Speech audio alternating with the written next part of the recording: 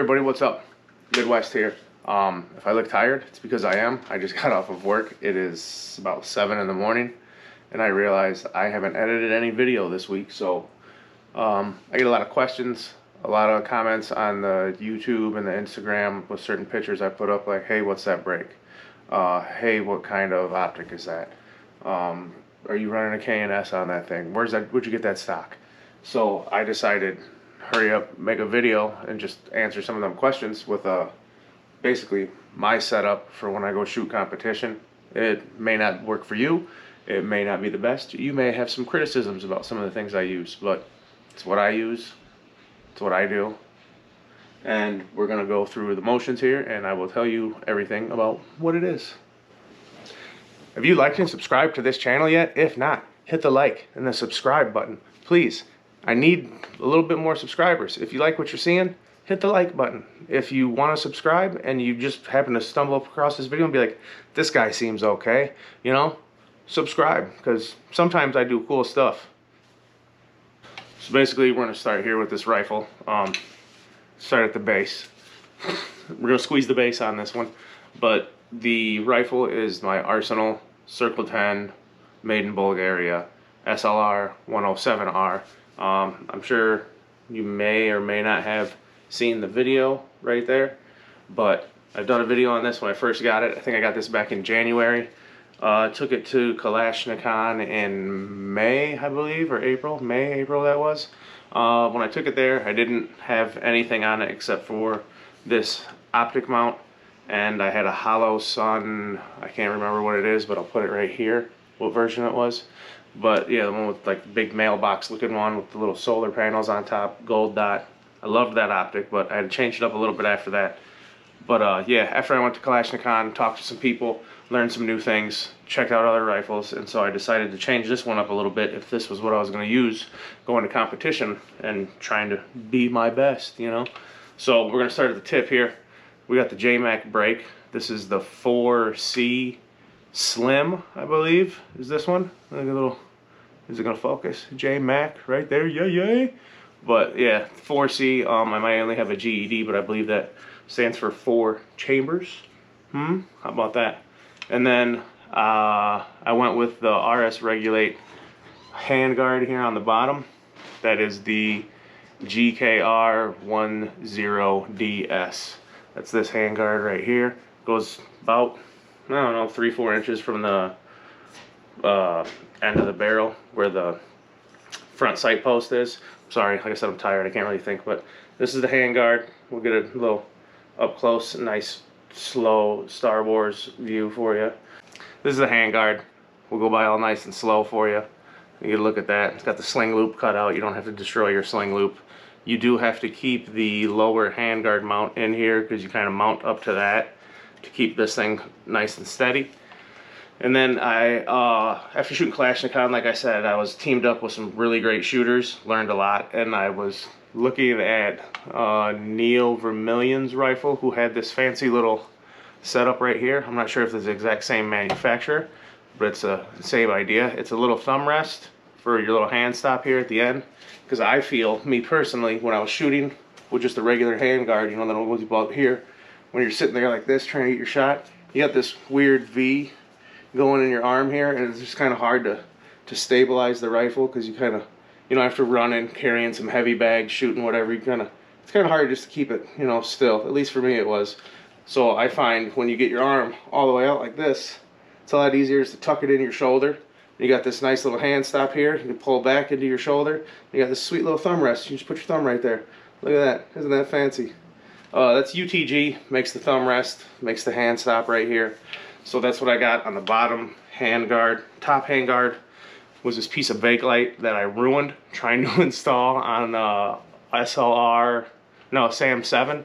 It's like one of my first AKs. I messed that up by putting a pair of channel locks on it, trying to twist it on there, and took a nice chunk out of it. So it sat in my garage for a couple of years.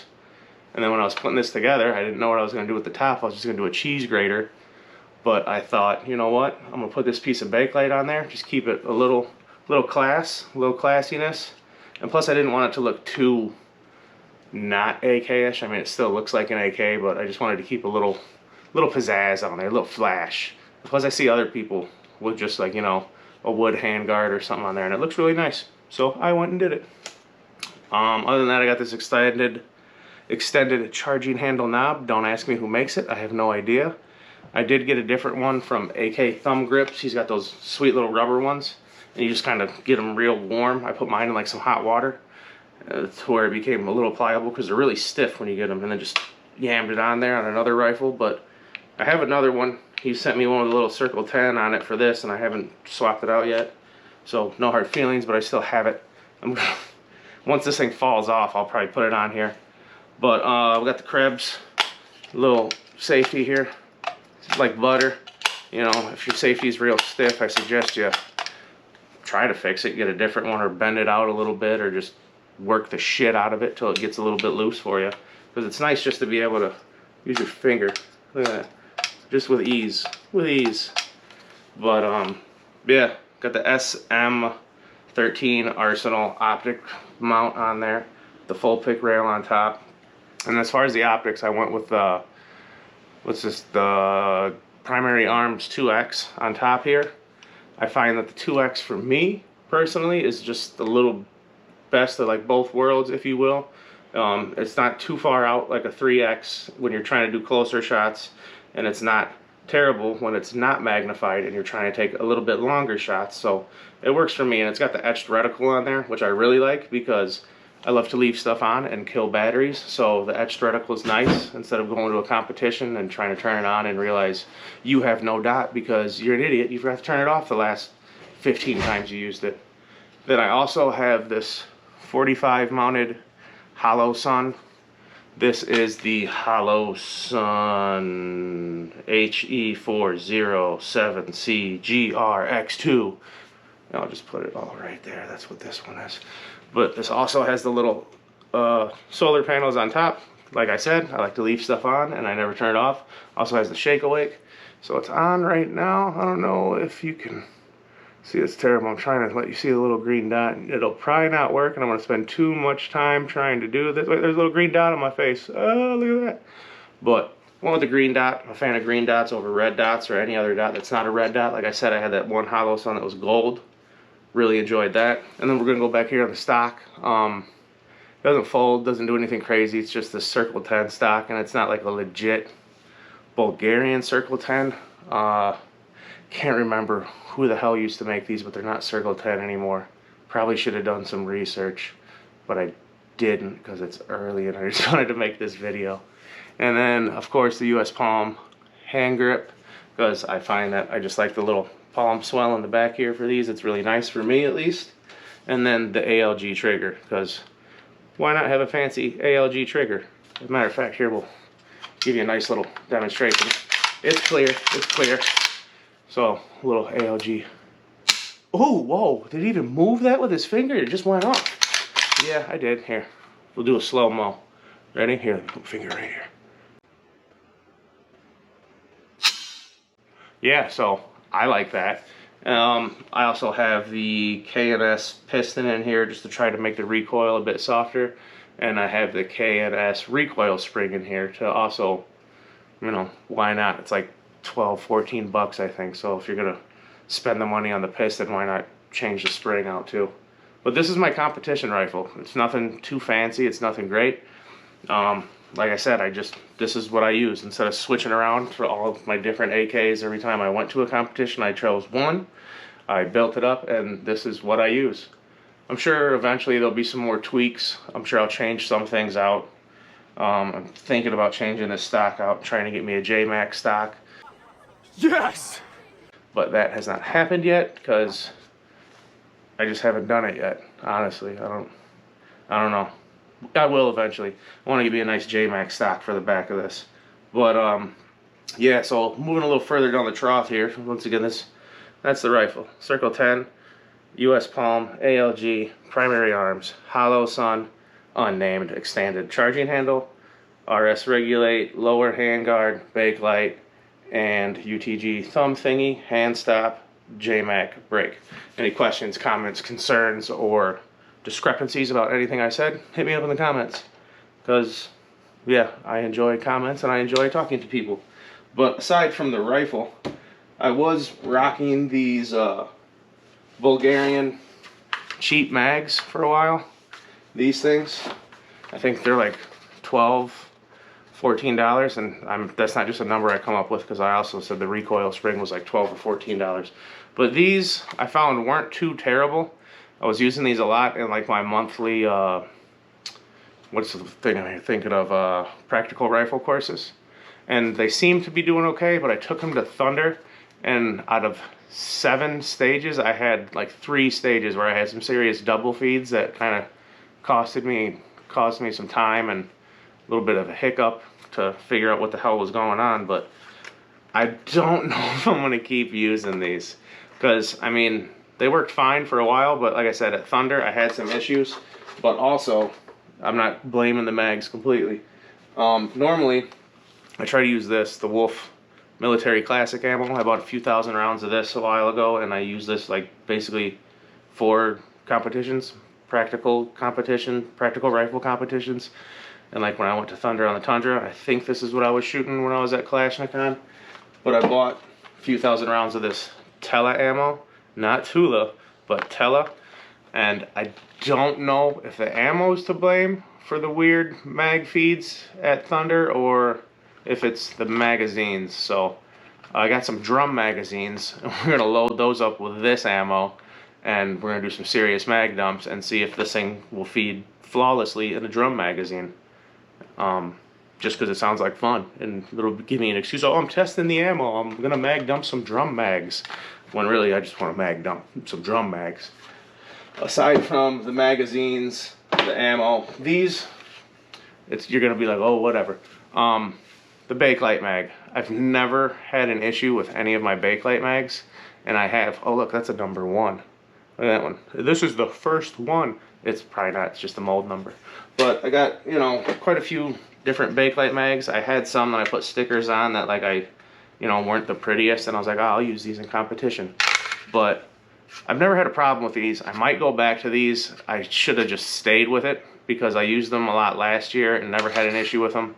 And then I was like, oh, I'll try these $12 Bulgarian mags and see how those work out. And there was issues. Like I said, don't know if it's ammo or the mags, but another one you can't go wrong with, whoosh, the Circle 10 mag, because it's a waffle mag, and I like waffle mags, and I like Circle 10 products, and these are, you know, not cheap, but they're battle proven, apparently, vigorously tested, and they go through all the motions and they work. So I don't know what I'm trying to say here. These are the mags I'll shuffle through in competition. Mostly it was the Bulgarian mags, but I think I'm switching that up. I'm gonna try to use more of these Circle 10 waffle mags in the next competition, because like I said, right now, is it the ammo, is it the magazines?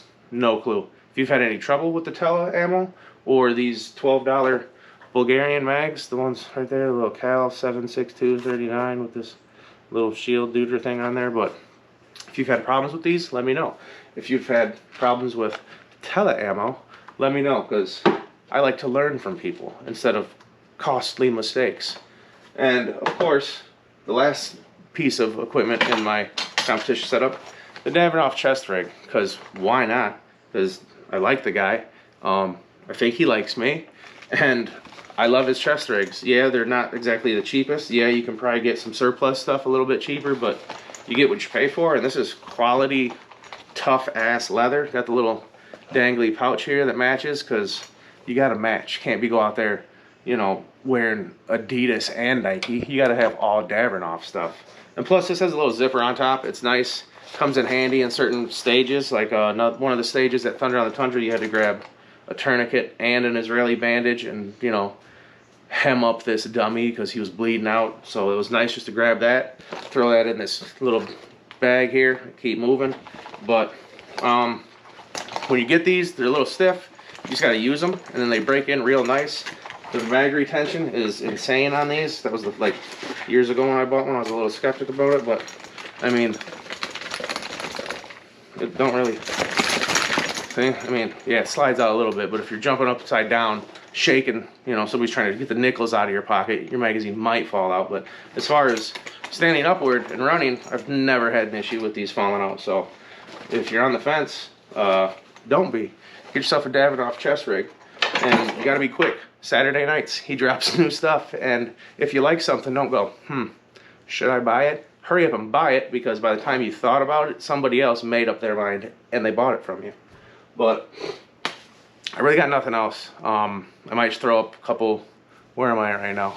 I might throw up a couple clips from my stages at Thunder on the Tundra. Maybe I'll throw up the magazine issues I had and anything else. But yeah, that's all I got. So sorry if this wasn't exciting for you, but this is what I came up with, and I just have to make sure that I put out something at least every 2 weeks. Otherwise, people might forget about me.